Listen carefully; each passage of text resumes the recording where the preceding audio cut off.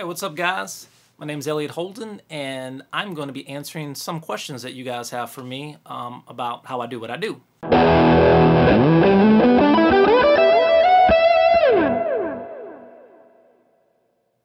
have a question here from Maurice Michaels on YouTube who asks, explain how you got so good. Let me clear my throat! It started way back in history with that rhyme and me. My team!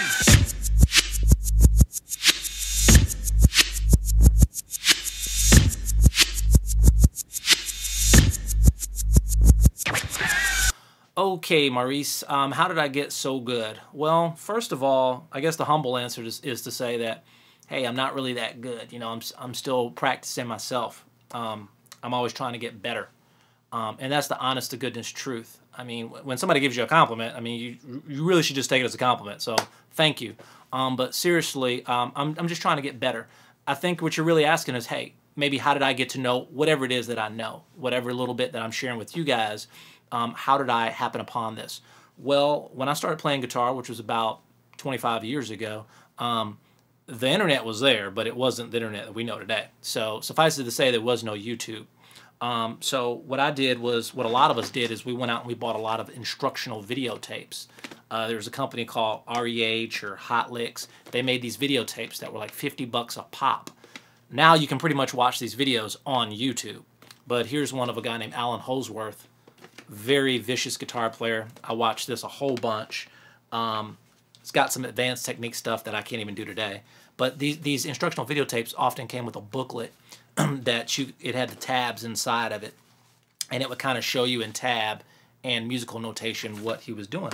So we watched a lot of these, and while I was digging them out, I was kind of going down memory lane here. Here's one by Steve Morse. He's from Augusta, by way of something else, but bass player Jaco Pastorius, very cool.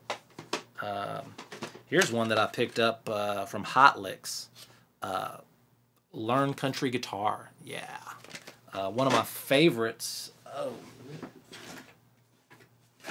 Digging out the archives here, Eric Johnson, Total Electric Guitar. This was a game changer. This was a game changer right here. So did a lot of that. Of course, a lot of practicing. I practiced probably 6 to 10 hours a day when I was in high school. So when I was 14, come home from school at 2:30, and I was probably on my guitar from 3:30 to 10 to 12 o'clock at night. It may not have been, you know, like a straight 8 or 9 hours, but I'd play something for an hour, take a break, play something else, take a break. And I just did that a lot for probably 2 years. So, I mean, believe it or not, the first 2 years of my playing, I really haven't got much better technique-wise. The musicality part, that's a part that I'm still trying to learn. That's a part that is kind of letting go of your influences and kind of digging deeper in yourself. It sounds a lot easier than it is. A great analogy would be if there's something that you're afraid to do, so you don't do it. So it's just like when you're learning guitar, you're going to copy and mimic your favorite players. You're going to get really good at sounding like them. But when you stop playing like them or sounding like them, you may not like what you hear as much.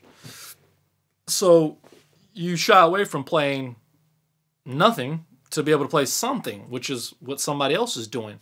But that's where you have to kind of step out there on a little bit of faith and kind of just play nothing or play bad for a while till you kind of stop playing like those people. And you're still going to incorporate some of the style of your influences and people that you learn. But the important thing is not to take everything that they have provided to you to kind of add something to the table yourself. And that's something, you know, it could just be something that's naturally a part of you. Like for me, it's, you know, hip-hop. You know, one of the first concerts I ever went to in my entire life was Roxanne and UTFO back in 1985. Me and my brother went to the Richmond County Civic Center in Augusta. It's $5 a ticket.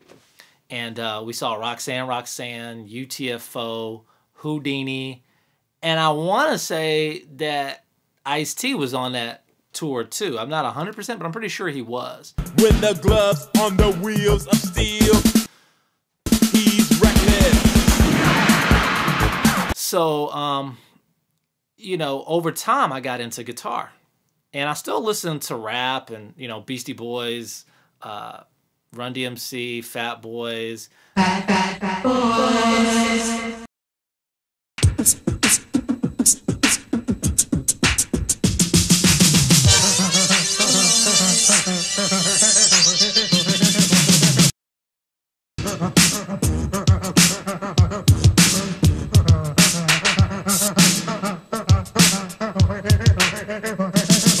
And then later, you know,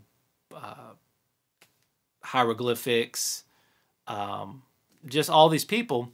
And I always listen to that, but I never really incorporated that into my guitar playing. Guitar playing wise, I was pretty much listening to Steve Morris, Eric Johnson, Jeff Beck, Jimi Hendrix, Chet Atkins, Lenny Breau, you know, people like that, very far removed from the urban world, which is kind of strange given where blues and music has taken us, but that's a whole nother story.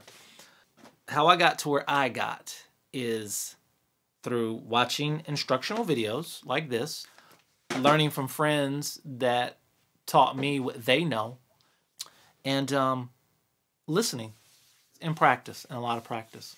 Hope that answers your question, Maurice. If you have any more, definitely just shoot me an email.